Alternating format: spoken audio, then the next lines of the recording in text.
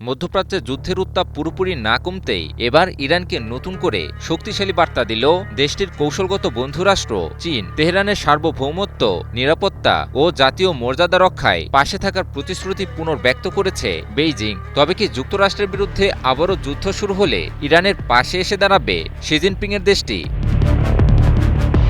ভারতের রাজধানী নয়াদিল্লিতে অনুষ্ঠিত ব্রিক্স বৈঠকের ফাঁকে ইরানের সর্বোচ্চ জাতীয় নিরাপত্তা পরিষদের উপসচিব গাদির নিজামির সঙ্গে বৈঠক করেন চীনের পররাষ্ট্রমন্ত্রী ওয়াং ই। বৈঠকে মধ্যপ্রাচ্যের সাম্প্রতিক পরিস্থিতি, ইরান যুক্তরাষ্ট্র সমঝোতা এবং আঞ্চলিক স্থিতিশীলতা নিয়ে আলোচনা হয়। চীনের পররাষ্ট্র মন্ত্রণালয়ের তথ্য অনুযায়ী ওয়াং ই বলেন, যুক্তরাষ্ট্র ও ইরানের মধ্যে হওয়া 14 দফার সমঝোতা চুক্তি সমঝোতার ভিত্তিতে গঠিত হয়েছে এবং এটি জাতিসংঘ সনদের লক্ষ্য ও আন্তর্জাতিক সম্পর্কের স্বীকৃত নীতির সঙ্গে সামঞ্জস্যপূর্ণ। তিনি আরও বলেন, এই চুক্তির বাস্তবায়ন সাম্প্রতিক যুদ্ধবিরতিকে আরও শক্তিশালী করবে, ইরান ও যুক্তরাষ্ট্রের মধ্যে সম্পর্ক উন্নয়নের নতুন সুযোগ সৃষ্টি করবে এবং মধ্যপ্রাচ্যে শান্তি ফিরিয়ে আনতেও ভূমিকা রাখবে। তবে সবচেয়ে গুরুত্বপূর্ণ বার্তাটি আসে ইরানের নিরাপত্তা প্রশ্নে। চীনের পররাষ্ট্রমন্ত্রী স্পষ্টভাবে বলেন, ইরানের সার্বিক কৌশলগত অংশীদার হিসেবে চীন সবসময় ন্যায্য ও বস্তুনিষ্ঠ অবস্থান বজায় রেখেছে। একই সঙ্গে তিনি জোর দিয়ে বলেন, ইরানের সার্বভৌমত্ব, নিরাপত্তা এবং জাতীয় মর্যাদা রক্ষার প্রচেষ্টাকে সমর্থন করে বেইজিং। ওয়াং ই উপসাগরীয় দেশগুলো এবং আঞ্চলিক শক্তিগুলোর সঙ্গে সম্পর্ক উন্নয়নে ইরানের কূটনৈতিক উদ্যোগেরও প্রশংসা করেন। তার মতে, সংলাপ ও সহযোগিতার মাধ্যমেই আঞ্চলিক স্থিতিশীলতা নিশ্চিত করা সম্ভব। অন্যদিকে ইরানের পক্ষ থেকেও চীনের অবস্থানকে ইতিবাচকভাবে দেখা হয়েছে। ভারতে অবস্থিত ইরানি দূতাবাস জানিয়েছে, গাদির নিজামি মধ্যপ্রাচ্যের সাম্প্রতিক সংকটকালে চীনের রাজনৈতিক সমর্থনের জন্য বেইজিংকে ধন্যবাদ জানিয়েছেন। কি বুঝলেন ভাই? অনলি যেটাই চাই। সব মিলিয়ে এই বৈঠক থেকে একটি বিষয় পরিষ্কার, মধ্যপ্রাচ্যের চলমান ভূরাজনৈতিক সমীকরণে ইরানের পাশে দৃশ্যমানভাবেই অবস্থান করছে চীন। আর ভবিষ্যতে কোনো নতুন সংকট বা সংঘাত তৈরি হলে সেই সমর্থন তেহরানের জন্য আরও গুরুত্বপূর্ণ হয়ে উঠতে পারে। ইসরায়েলের সবচেয়ে বড় পৃষ্ঠপোষক যুক্তরাষ্ট্র যদি মুখ ফিরিয়ে নেয় নেতানিয়াহু প্রশাসনের উপর, তাহলে কি হবে দেশটির?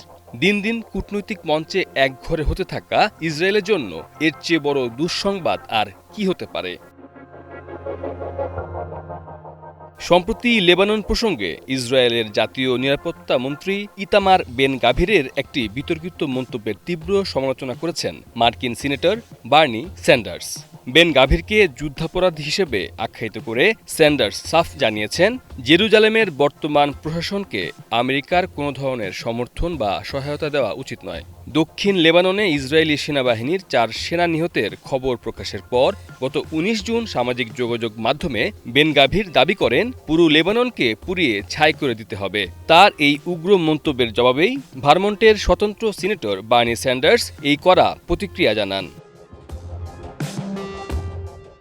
এক বিবৃতিতে স্যান্ডার্স বলেন, কোনো বড় রাষ্ট্রের একজন স্বাভাবিক ক্যাবিনেট সদস্যের কাছ থেকে এ ধরনের বক্তব্য আসতে পারে না। ইসরায়েলি জাতীয় নিরাপত্তা মন্ত্রী বেন গাভিরের এই মন্তব্যটি মূলত একজন যুদ্ধাপরাধীর বক্তব্য। সম্প্রতি আন্তর্জাতিক চাপ উপেক্ষা করে বেন গাভির সামাজিক যোগাযোগ মাধ্যম এক্স এ তার উগ্র অবস্থানের পক্ষে সাফাই গিয়েছেন। তিনি লিখেছেন, আমেরিকানদের প্রতি পূর্ণ সম্মান রেখেই বলছি, ইসরায়েলকে পুরো বিশ্বের কাছে এটি স্পষ্ট করতে হবে যে আমাদের সন্তানদের রক্ত এবং নাগরিকদের নিরাপত্তা কোনো ফেলনা জিনিস নয়। একই সঙ্গে তিনি তার আগের অবস্থানের পুনরাবৃত্তি করে বলেন, পুরো লেবাননকে অবশ্যই পুড়তে হবে। এদিকে লেবাননে ইসরায়েল এবং হিজবুল্লাহর মধ্যকার সংঘাতের উপর সার্বক্ষণিক নজরদারির জন্য একটি ব্যবস্থা চালু করেছে ওয়াশিংটন। গত সোমবার একজন মার্কিন কর্মকর্তা জানান, মার্কিন সামরিক বাহিনীর সেন্ট্রাল কমান্ডের মাধ্যমে এই সার্বক্ষণিক পর্যবেক্ষণ ব্যবস্থা প্রতিষ্ঠা করা হয়েছে। লেবাননের সরকারি কর্মকর্তাদের দেওয়া তথ্য অনুযায়ী গত 2 মাস থেকে শুরু হওয়া ইসরায়েলের সামরিক অভিযানে দেশটিতে এ পর্যন্ত 4000-এর বেশি মানুষ নিহত এবং 12,000-এরও বেশি মানুষ আহত হয়েছেন।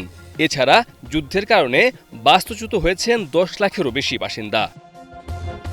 যুক্তরাষ্ট্রের সাথে ইরানের যুদ্ধ আপাতত থেমেছে এবং আলোচনা চলমান রয়েছে, কিন্তু তাই বলে এখনও অস্ত্র নামায়নি ইরানের সশস্ত্র বাহিনী এখনও পূর্ণ সতর্ক অবস্থানে রয়েছে।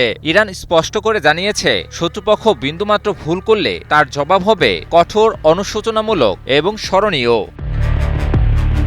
যুক্তরাষ্ট্রের সাথে আলোচনা চললেও দেশটিকে কোনোভাবেই আর বিশ্বাস করছে না ইরান, কারণ এর আগেও বহুবার বিশ্বাস ভঙ্গ করেছে যুক্তরাষ্ট্র। তাই আলোচনা এবং যুদ্ধের প্রস্তুতি সমানতালে চালিয়ে যাচ্ছে ইরান। ইরানের তত্ত্বাবধায়ক প্রতিরক্ষামন্ত্রী ব্রিগেডিয়ার জেনারেল মজিদ ইবনুল রেজা পাকিস্তানের প্রতিরক্ষামন্ত্রী খাজা আসিফের সঙ্গে এক ফোনালাপে যুক্তরাষ্ট্রের উদ্দেশ্যে হুঁশিয়ারি বাক্য উচ্চারণ করেন। ফোনালাপে ইবনুল রেজা বলেন, যুক্তরাষ্ট্রের সঙ্গে সমঝোতা স্মারক স্বাক্ষরিত হলেও ইরানের সশস্ত্র বাহিনী তাদের সতর্ক অবস্থান থেকে এক চুলও সরে আসেনি। ইরানি এই জেনারেলের ভাষায়, ইরানের সশস্ত্র বাহিনী কখনোই বিশ্বাসঘাতক শত্রু যুক্তরাষ্ট্রকে বিশ্বাস করেনি, তাই সমঝোতা স্মারকের কোনো ধারা লঙ্ঘিত হলে তার কঠোর ও দুঃখজনক জবাব দেওয়ার হুঁশিয়ারি দেন তিনি। একই সঙ্গে তিনি জানান, দেশের নিরাপত্তা ও জাতীয় স্বার্থ রক্ষায় সর্বোচ্চ প্রস্তুতি বজায় রাখা হয়েছে। পাকিস্তান ও কাতারের মধ্যস্থতায় হওয়া সাম্প্রতিক সমঝোতা স্মারকের মাধ্যমে লেবানন সহ বিভিন্ন ফ্রন্টে সামরিক অভিযান বন্ধ, যুক্তরাষ্ট্রের নৌ অবরোধ প্রত্যাহার এবং হুরমুজ প্রণালী পুনরায় চালুর বিষয়ে সমঝোতা হয়। তবে সেই চুক্তি বাস্তবায়ন নিয়ে এখনও নানা অনিশ্চয়তা রয়ে গেছে। এদিকে ইরান অভিযোগ করেছে, চুক্তির পরও যুক্তরাষ্ট্রের কিছু বক্তব্য এবং লেবাননে ইসরায়েলের অব্যাহত যুদ্ধবিরতি লঙ্ঘন শান্তি প্রক্রিয়াকে জটিল করে তুলছে। তেহরানের দাবি, সমঝোতা স্মারকের পূর্ণ বাস্তবায়ন নিশ্চিত করতে হবে। এর মধ্যে নিষেধাজ্ঞা প্রত্যাহার এবং সব ফ্রন্টে স্থায়ীভাবে সামরিক অভিযান বন্ধ করাও অন্তর্ভুক্ত। একই সঙ্গে ইরান মধ্যপ্রাচ্যে স্থায়ী স্থিতিশীলতা প্রতিষ্ঠার লক্ষ্যে পাকিস্তান, সৌদি আরব, তুরস্ক, মিশর সহ মুসলিম দেশগুলোকে নিয়ে একটি আঞ্চলিক নিরাপত্তা বলয় গঠনের চেষ্টা করবে বলেও জানান ইরানের তত্ত্বাবধায়ক প্রতিরক্ষামন্ত্রী। JBS holdings limited.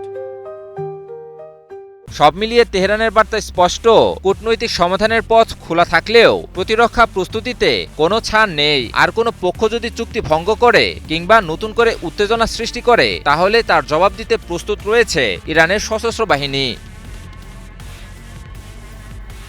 মধ্যপ্রাচ্যের সিংহ ইরানকে যে যুক্তরাষ্ট্র কোনোভাবেই কাবু করতে পারছে না, একথা এখন সবাই জানে। ইরানের বিরুদ্ধে যুদ্ধ, অর্থনৈতিক চাপ, কোনো কৌশলই বাকি রাখেননি যুক্তরাষ্ট্রের প্রেসিডেন্ট ডোনাল্ড ট্রাম্প। যদিও তার ফলাফল শূন্য। এরই মাঝে ইরান দিল নতুন ঘোষণা।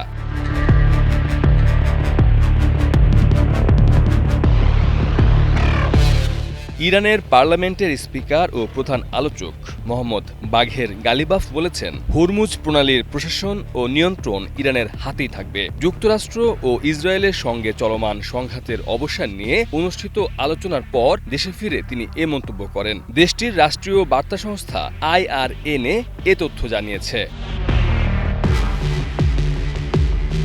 প্রতিবেদনে বলা হয়েছে, গালিবাফ বলেন, হরমুজ প্রণালী আর কখনো যুদ্ধ পূর্ব অবস্থায় ফিরবে না। আন্তর্জাতিক আইনের আওতায় এটি ইসলামী প্রজাতন্ত্র ইরানের তত্ত্বাবধানে পরিচালিত হবে। নিজের টেলিগ্রাম অ্যাকাউন্টে প্রকাশিত এক ভিডিও বার্তায় তিনি জানান, সুইজারল্যান্ডের বিলাসবহুল পর্যটন কেন্দ্র বুর্গেনস্টকে অনুষ্ঠিত আলোচনা থেকে ভালো অর্জন এসেছে। গালিবাফ বলেন, আমার মতে এই সফর ইতিবাচক ফল দিয়েছে। বিশেষ করে হরমুজ প্রণালী নিয়ে আলোচনা, লেবানন ইস্যু, তেলের উপর ছাড় এবং ইরানের জব্দকৃত অর্থ মুক্ত করার বিষয়ে গুরুত্বপূর্ণ অগ্রগতি হয়েছে। এদিকে সুইজারল্যান্ডে ইরান ও মার্কিন যুক্তরাষ্ট্রের মধ্যে উচ্চ পর্যায়ের আলোচনা শেষে এক সংবাদ সম্মেলনে মার্কিন ভাইস প্রেসিডেন্ট জেডি ভ্যান্স ইরানের জব্দ করা সম্পদ নিয়ে ওয়াশিংটনের একটি বিশেষ পরিকল্পনার কথা জানিয়েছেন। জেডি ভ্যান্স জানান, ইরান যাতে এই অর্থ সন্ত্রাসবাদে অর্থায়ন না করে বরং সাধারণ মানুষের কল্যাণে ব্যবহার করে তা নিশ্চিত করতে যুক্তরাষ্ট্র ও কাতার যৌথভাবে একটি বিশেষ প্রক্রিয়া তৈরি করছে। এই পরিকল্পনার মূল উদ্দেশ্য হল ইরানের অবমুক্ত করা অর্থ দিয়ে মার্কিন পণ্য কেনা নিশ্চিত করা, যা একই সাথে আমেরিকার অর্থনীতি এবং ইরানের সাধারণ জনগণের উপকারে আসবে। আমি ভরসা রাখি হিরন স্মার্ট ওয়াটার পিউরিফায়ারে। তাই এই শান্তি আলোচনার মাঝে হরমুজ প্রণালীকে নিয়ে ইরানের এই নতুন ঘোষণা স্পষ্ট করে যে আলোচনার টেবিলেও যুদ্ধের ময়দানের মতোই সাহসের সাথে কথা লড়াই চালিয়ে যাচ্ছে ইরান। আর এভাবেই এগোতে থাকলে মধ্যপ্রাচ্যের সিংহ ইরানের কাছে কথা লড়াইয়েও হারতে বাধ্য হবে যুক্তরাষ্ট্র, এমনটাই মনে করছেন বিশ্লেষকেরা। একের পর এক হুমকি দিয়েই যাচ্ছে যুক্তরাষ্ট্র, যদিও ইরানও বসে নেই। গত ৩০ দিনে ইরানকে যুক্তরাষ্ট্র কতবার হুমকি দিল বলতে পারবেন? সংখ্যাটার সঠিক হিসাব হয়তো বলা মুশকিল, তবে তা যে বহুবার তা নিশ্চিত। সেই নিয়মে আবারও ইরানকে হুমকি দিলেন যুক্তরাষ্ট্রের প্রেসিডেন্ট ডোনাল্ড ট্রাম্প। মার্কিন প্রেসিডেন্ট ডোনাল্ড ট্রাম্প হুঁশিয়ারি দিয়ে বলেছেন, ইরান যদি যুক্তরাষ্ট্রের সঙ্গে করা চুক্তি মেনে না চলে তাহলে প্রয়োজনীয় পদক্ষেপ নেব। সম্প্রতি সাংবাদিকদের সঙ্গে আলাপকালে ট্রাম্প একথা বলেন। ডোনাল্ড ট্রাম্প বলেন, ইরান যদি তাদের চুক্তির শর্ত পূরণ না করে অথবা তারা যদি সঠিক আচরণ না করে তাহলে আমি যা করার প্রয়োজন তাই করব। তবে যুক্তরাষ্ট্রের হুমকিতে একেবারেই বিচলিত নয় ইরান। এমনই প্রতিক্রিয়া বারবার দিয়ে আসছে দেশটির শীর্ষ নেতৃত্ব। এমনকি ইরান তার সর্বোচ্চ সামরিক প্রস্তুতিতে রয়েছে এমন বার্তাও বহুবার দিয়েছে দেশটির শীর্ষ সামরিক নেতৃত্ব। তাই সত্যি যদি যুক্তরাষ্ট্র আবারও কোনো আগ্রাসনের পথে হাঁটে তবে ইরান এবার জবাব দেবে আরও শক্তিশালী উপায়ে। এদিকে ট্রাম্প দাবি করেন, ইরানের জন্য অবমুক্ত করা অর্থ কেবল যুক্তরাষ্ট্র থেকে খাদ্য কেনার জন্য ব্যবহার করার কথা ছিল। তবে ইরানের আধা সরকারি তাসনিম সংবাদ সংস্থার বরাতে দেশটির কেন্দ্রীয় ব্যাংকের গভর্নর আব্দুল নাসের হেম্মাতি বলেছেন, বর্তমান সমঝোতা স্মারকের আওতায় যুক্তরাষ্ট্র থেকে কৃষি পণ্য বা কৃষি উপকরণ কেনার কোনো বাধ্যবাধকতা তেহরানের নেই।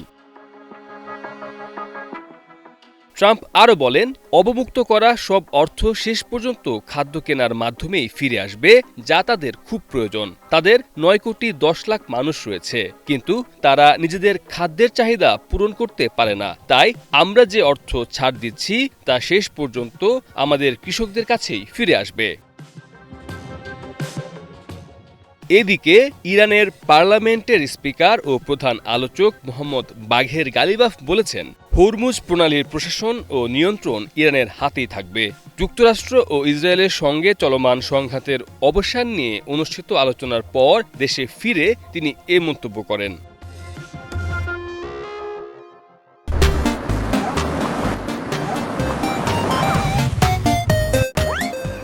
গালিবাফ আরও বলেন, হরমুজ প্রণালী আর কখনো যুদ্ধপূর্ব অবস্থায় ফিরবে না। আন্তর্জাতিক আইনের আওতায় এটি ইসলামী প্রজাতন্ত্র ইরানের তত্ত্বাবধানে পরিচালিত হবে।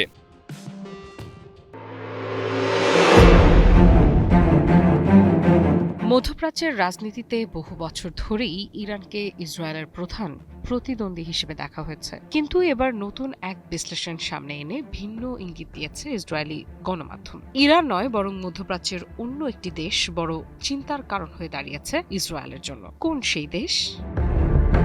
ইসরায়েলি গণমাধ্যমে দাবি করা হয়েছে, দীর্ঘমেয়াদে ইসরায়েলের জন্য সবচেয়ে বড় কৌশলগত চ্যালেঞ্জ ইরান নয়, বরং তুরস্ক।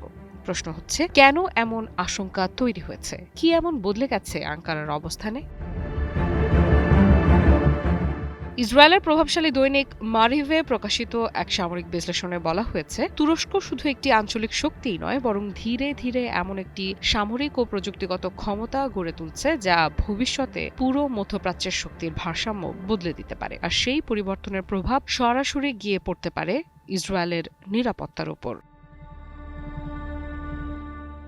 বিশ্লেষণে বিশেষভাবে উল্লেখ করা হয়েছে ন্যাটোর মধ্যে তুরস্কের অবস্থান। যুক্তরাষ্ট্রের পর ন্যাটোর দ্বিতীয় বৃহত্তম সশস্ত্র বাহিনী রয়েছে দেশটির হাতে। কয়েক লাখ সক্রিয় সেনা, আধুনিক যুদ্ধ সক্ষমতা এবং বিস্তৃত সামরিক অবকাঠামো তুরস্ককে অন্য অনেক আঞ্চলিক দেশের তুলনায় আলাদা অবস্থানে নিয়ে গেছে। তবে শুধু সেনা সংখ্যা নয়, ইসরায়েলি বিশ্লেষকদের সবচেয়ে বেশি ভাবাচ্ছে তুরস্কের প্রতিরক্ষা শিল্প। এক সময় বিদেশি অস্ত্রের উপর নির্ভরশীল দেশটি এখন নিজেদের সামরিক চাহিদার প্রায় ৮০% দেশীয় প্রযুক্তির মাধ্যমে পূরণ করতে সক্ষম। অর্থাৎ যুদ্ধ বিমান থেকে শুরু করে ড্রোন, ক্ষেপণাস্ত্র, সাঁজোয়া যান এবং নৌ প্রযুক্তি সব ক্ষেত্রেই দ্রুত এগিয়ে যাচ্ছে আঙ্কারা। বিশেষ করে তুরস্ক ড্রোন প্রযুক্তি ইতোমধ্যেই আন্তর্জাতিক অঙ্গনে আলোচনার বিষয় হয়ে উঠেছে। বিভিন্ন সংঘাতে তুর্কি ড্রোনের কার্যকারিতা বিশ্বকে নতুন করে ভাবতে বাধ্য করেছে। ফলে শুধু মধ্যপ্রাচ্য নয়, ইউরোপ, আফ্রিকা এবং মধ্য এশিয়াতেও তুরস্কের সামরিক প্রভাব বাড়ছে বলে মনে করছেন পর্যবেক্ষকেরা। কিন্তু এখানেই শেষ নয়। ইসরায়েলি বিশ্লেষকদের মতে সামরিক শক্তির পাশাপাশি তুরস্ক এখন কূটনৈতিক ও রাজনৈতিক ক্ষেত্রেও নিজেদের প্রভাব বাড়ানোর চেষ্টা করছে। গাজা ইস্যুতে কঠোর অবস্থান, ফিলিস্তিনের প্রতি প্রকাশ্য সমর্থন এবং মুসলিম বিশ্বের নেতৃত্বে আরও সক্রিয় ভূমিকা নেওয়ার প্রচেষ্টা তুরস্ককে আঞ্চলিক রাজনীতির কেন্দ্রবিন্দুতে নিয়ে এসেছে। ফলে তেল আবিবের দৃষ্টিতে বিষয়টি শুধু অস্ত্র বা সেনাবাহিনীর শক্তির প্রশ্ন নয়, বরং এমন একটি দেশের উত্থান যে একই সঙ্গে সামরিক, প্রযুক্তিগত, রাজনৈতিক এবং কূটনৈতিক প্রভাব বাড়াচ্ছে। আর দীর্ঘমেয়াদে এমন বহুমাত্রিক শক্তি যে কোনো দেশের জন্য বড় কৌশলগত চ্যালেঞ্জ হয়ে উঠতে পারে।